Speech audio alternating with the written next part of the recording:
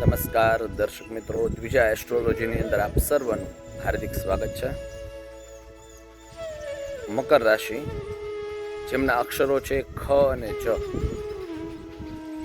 મકર રાશિના જાતકો માટે આ સૂર્યનું પરિભ્રમણ એ છઠ્ઠા સ્થાનની અંદર થઈ રહેશે.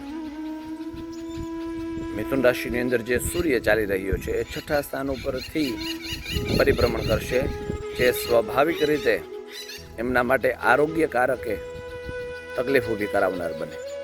આરોગ્ય સંબંધિત પીડાઓ છે એ વધતી જોવા મળે. વિશેષ કરી અને પેટ, લીવર વગેરે સંબંધિત તકલીફો વિશેષ બનતી જોવા મળશે.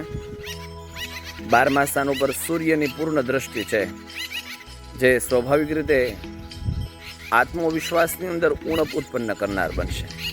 વિચારેલા દરેક કાર્યો છે એ કાર્યો વિલંબથી થવાના કારણે માનસિક સ્થિતિ છે એ વિશેષ રીતે નુકસાનકારક બને. માનસિક સ્થિતિની અંદર છે પરિવર્તન આવતું જોવા મળે. નબળા વિચારો છે એ આ સમયની અંદર આવે.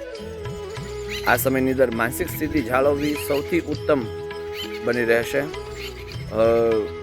સૂર્યનો ઉપાય છે એ અવશ્ય કરવું. સૂર્ય સંબંધિત લાલ વસ્તુઓનું મકર રાશિવાળાએ દાન આપવું. મકર રાશિના જાતકો છે એ લોકો નિત્ય સ્નાનની અંદર દૂધના 2-3 ટીપા પધરાવી અને સ્નાન કરે. એનાથી પણ સૂર્યની સ્થિતિ બળવાન થશે.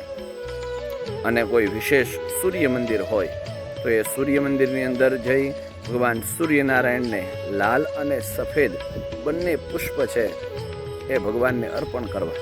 અને ન હોય તો નિત્યક્રમની અંદર સૂર્યનારાયણને અર્ઘ્ય અર્પણ કર્યા પછી લાલ અને પુષ્પ ભગવાનને અવશ્ય ધરાવવા, જેથી આ સમય આપના માટે સાનુકૂળ બની રહે.